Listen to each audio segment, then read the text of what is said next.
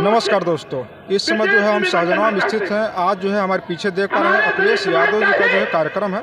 और दूसरी तरफ वो लोग जो संविधान को खत्म करना चाहते हैं। अभी मैं अपने साथियों का भाषण सुन रहा था, उन्होंने बहुत पुरानी बातें याद दिलाई। वो बातें याद दिलाई जो हमारे और आपके दिल को दुख पहुंचाती हैं। वो बातें याद दिलाई जो हमें हिम्मत देती है कि हमें संघर्ष करना है।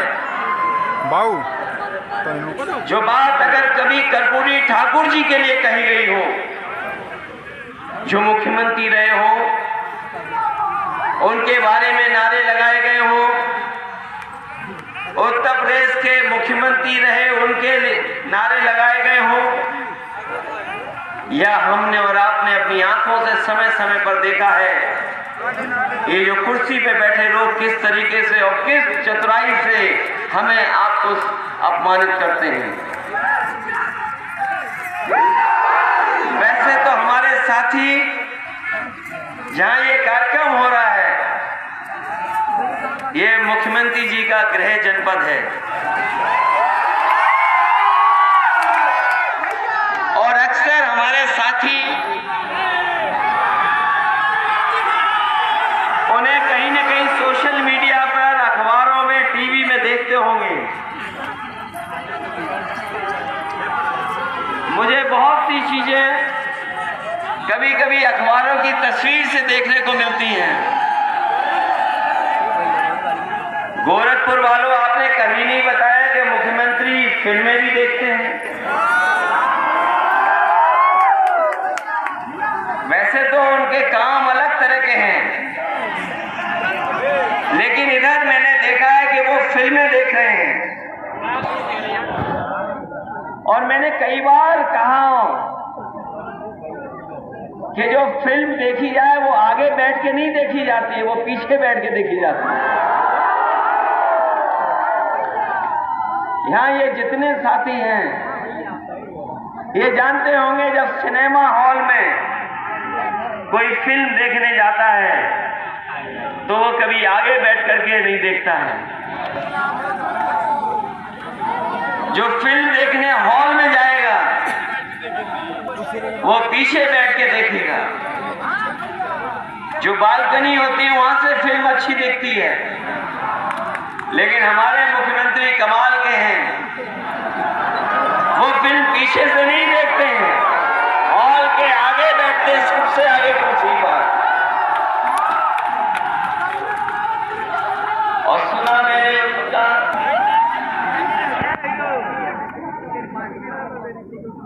और जो सोशल मीडिया पे तस्वीर चल रही थी, वो ऐसा लग रहा था कि वाकई वो फिल्म देख करके भावुक हो गए होंगे। लेकिन उस फिल्म के बारे में मैंने जब जानकारी की तो कई सिनेमा हॉल में कोई टिकट लेने नहीं आया। सोचिए आप। और अगर वो हमारा आपका दुख समझ ले मुख्यमंत्री जी, तो शायद रेगिस्तान में बाढ़ आ जाएगी, इतने आंसू बहा देंगे।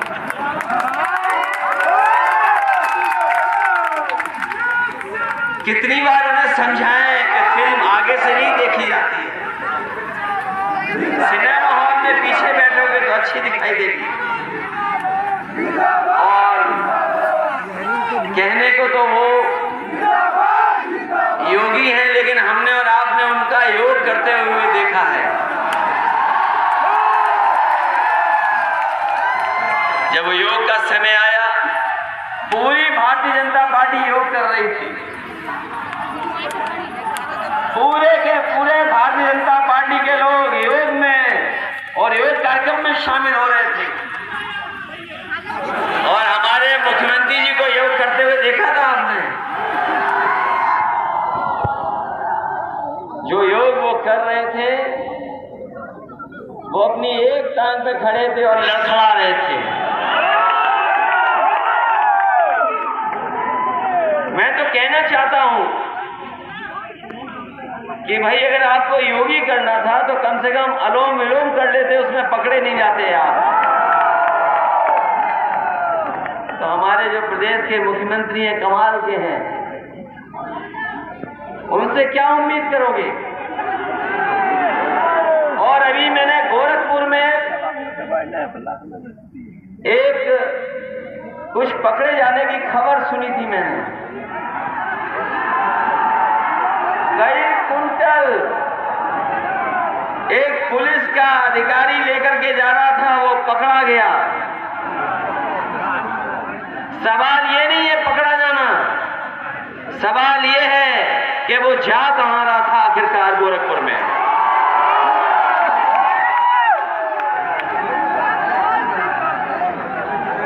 पकड़ा जाना कोई खबर नहीं है। खबर तब बनती जब ये पता लगता कि वो कुंटलों वो जा कहां रहा था।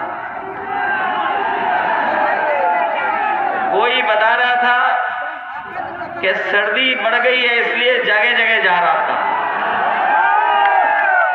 सोचिए आप, वो हमें और आपको पिछड़ा मानते हैं, हमें आपको गिनना नहीं चाहते, हमें आपको अधिकार नहीं देना चाहते। मैं आपसे कहना चाहता हूं कि जो सत्ता में बैठे लोग हैं वो पिछड़े हैं, क्योंकि उनकी सोच ये नहीं है कि दबे कुचले अपमानित सदियों से न जाने कितनी चीजों की आभार में जी रहे हैं, उन्हें बराबरी पे कैसे लाया जाए। उनके सोच में दिमाग में ये बात नहीं है, और ये बात बहुत अच्छी निकल करके आ रही है कि इधर चाहे कोई वर्ग हो, इधर सब अपने आप को गिनवाना चाहते हैं। और शुरुआत हुई बिहार से, जहां से सर्वे हुआ और सर्वे के आंकड़े चौंकाने वाले निकले, और चौंकाने वाले इतने थे कि कभी जो समाजवादियों ने नारे लगाए थे उससे ज्यादा गिनती निकली है।